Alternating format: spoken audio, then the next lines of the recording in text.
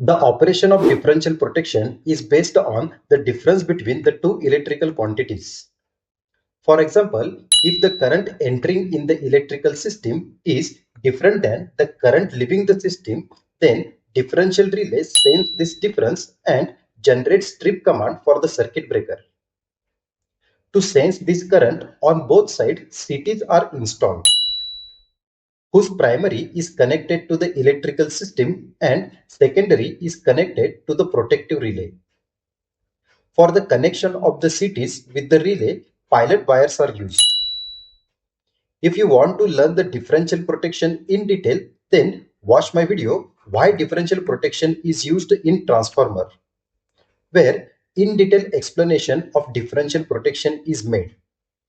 Link is available in the description box. The length of pilot wire is limited in case of protection provided for transformer, busbar or alternator. But when we try to provide the differential protection for transmission lines, we need very long pilot wires for the connection of CTs, which is practically not feasible because transmission lines are spread over several kilometers. Therefore, a separate type of protection scheme is provided for the protection of transmission lines, the distance protection. In this video, we will discuss about distance protection and a relay which is used to provide the distance protection for the transmission line. So watch this video till the end and don't skip any part of the video. At the end, if you found the video useful, then hit the like button, share with your friends and drop your thoughts below in the comment box. And also subscribe to the channel and don't forget to press the bell icon to receive the notification of upcoming videos. The relay whose working depends on the distance between the fault point and the location where the relay is installed is called as distance relay. The operation of such a protection is the function of the ratio of voltage and current. And the ratio of voltage and current is called as impedance. Therefore, these types of distance relay are also called as impedance relay. An impedance relay is used for the protection of medium transmission lines, typically ranging from 80 to 200 kilometers and operating at voltages between 20 to 100 kilovolt. Impedance relay is different than other types of relays because the operation of impedance relay not depends on only current or only voltage. Rather than it depends on the ratio of these two electrical quantities. Therefore, we can say that impedance relay is a double actuating quantity with one coil energized by voltage and other coil by current. The current element produces an operating torque which tends to operate the relay, while voltage produces restraining torque which opposes the operating of the relay. Therefore, impedance relay also called as voltage restraint over current relay.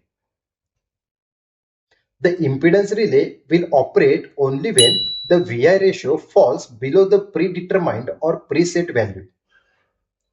Because in this ratio, current is at denominator and voltage is at numerator.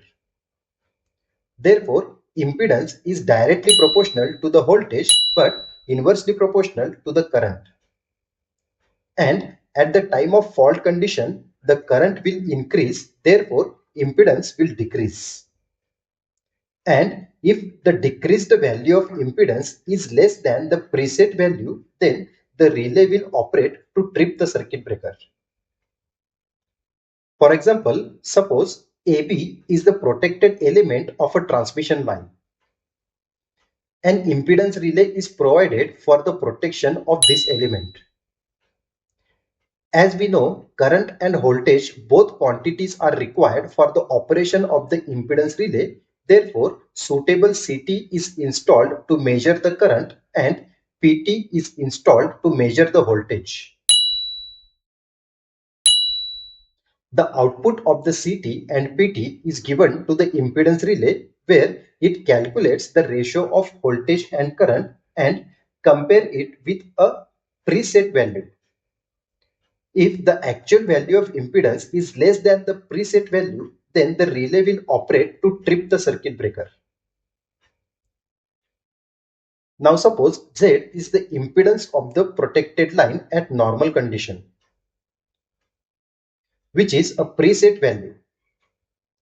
If a fault occurs at a point inside the protected element, say at point F1, then relay will measure the impedance from point F1 to the location of the relay. Now suppose this measured impedance is ZF1, which is less than Z. In this case, the relay will operate to trip the circuit breaker. If an external fault occurs beyond the protected element, say at point F2, then the relay will measure the impedance from point F2 to the location of relay. Suppose this measured impedance is ZF2, which is higher than Z. Therefore, in this case, the relay will not operate. Let's understand this concept by using Rx plane, where R is on x-axis and x is on y-axis.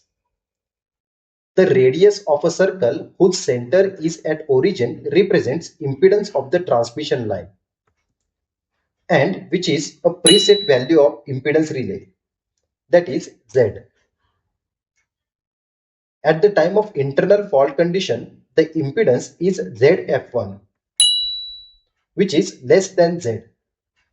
Therefore, relay will operate. That means we can say that the region inside the circle is positive torque region where the relay operates. But in case of external fault, the impedance is ZF2, which is higher than Z. Therefore, the relay will not operate. That means we can say that the region outside the circle is negative torque region. So friends, that's how an impedance relay protects the transmission line by sensing the fault through impedance. If you found this video useful, don't forget to hit the like button, share with your friends and comment your thoughts in the comment box. And yes, subscribe to the channel and press the bell icon to receive the notification of upcoming videos. Till time, keep learning, keep growing. Thank you.